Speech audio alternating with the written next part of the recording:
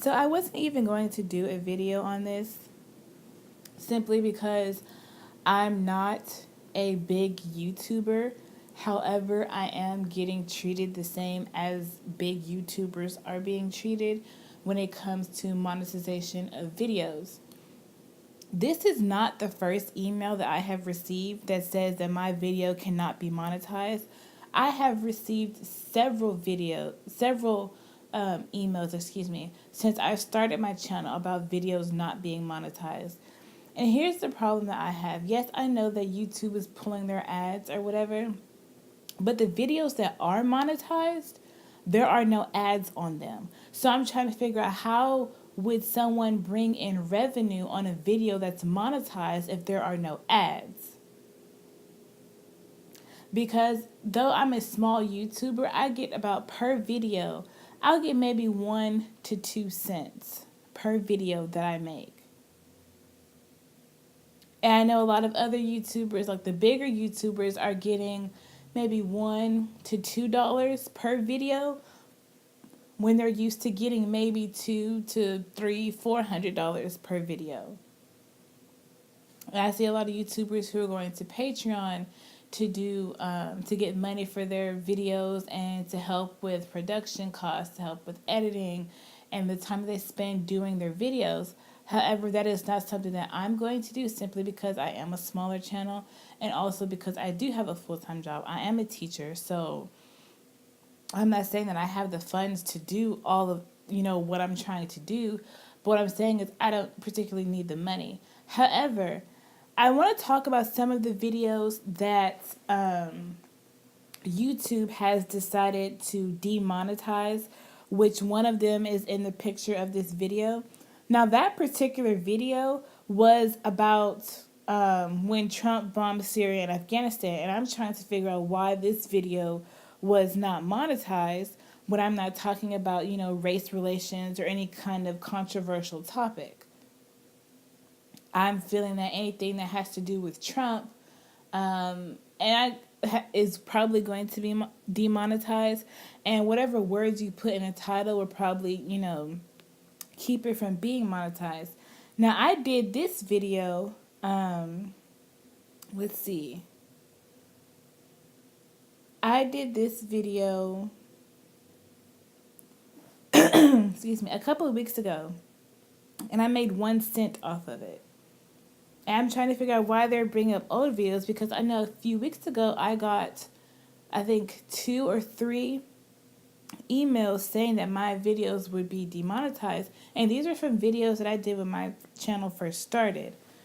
Now, as I go through the list of videos that were not monetized, I'm looking at the specific ones, like the one about Keith Lamont Scott, the guy who was killed in his car. He was sitting waiting for his child to get off the bus. That one was demonetized.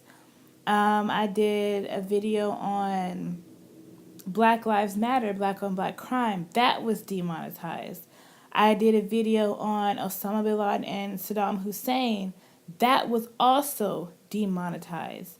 So I'm just looking at, the kinds of videos that, I've done that they've demonetized. And then I look at the videos that are more controversial than those that are monetized. However, those videos are not running ads. So it's kind of like YouTube is doing this thing where either we'll demonetize your video or we'll monetize it, but there just won't be any ads running on your video. So either way, you're not going to get any money.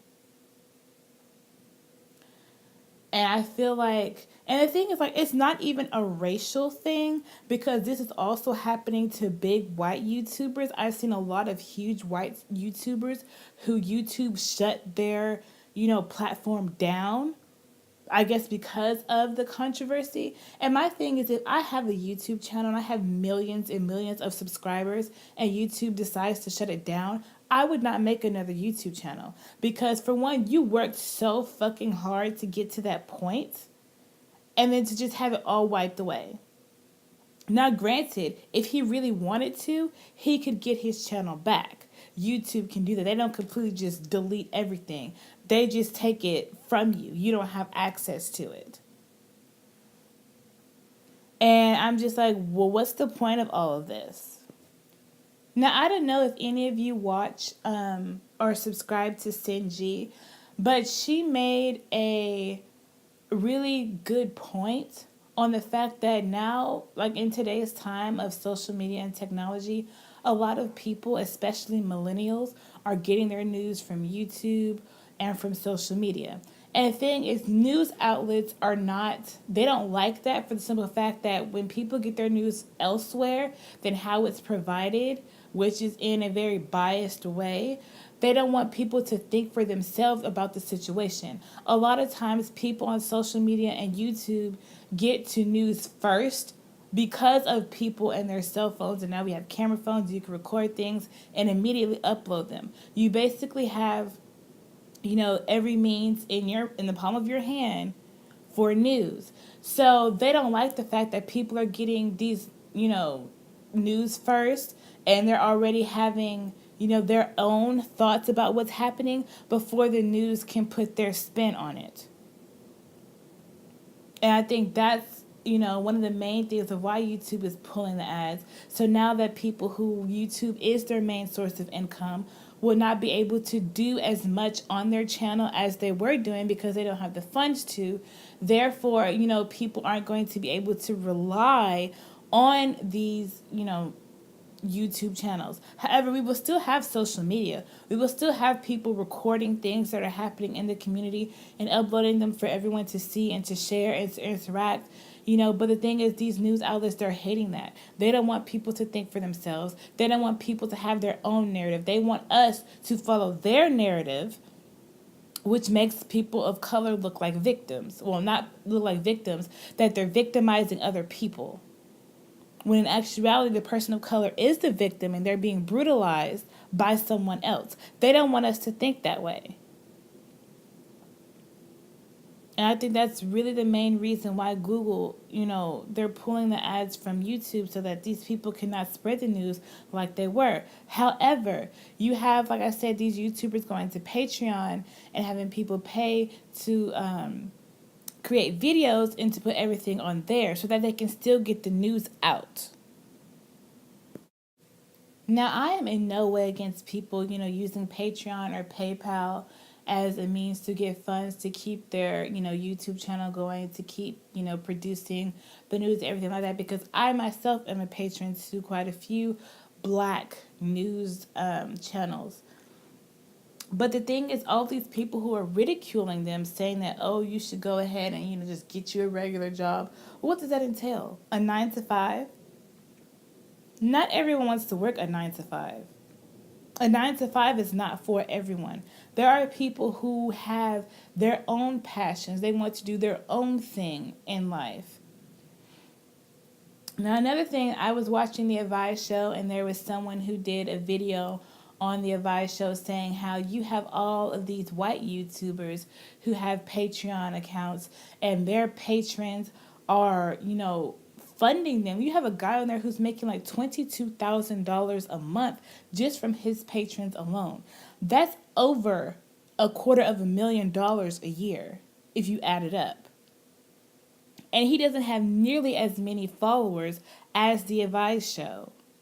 But he has all this money. And that's the problem within the Black community. We're not willing to support our people because it's more so like, it's always seemed like Black people are always trying to find something to do to, get a come up or a hustle or to get over on people or to keep from having to work a 9 to 5 and doing what everyone else does.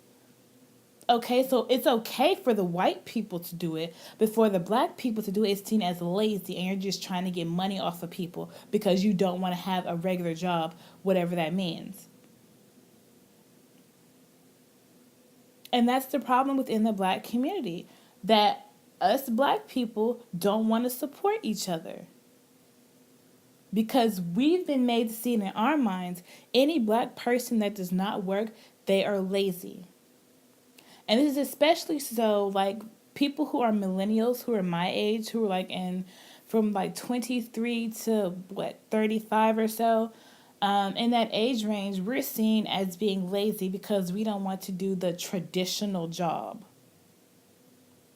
But let me know what y'all think in the comments below.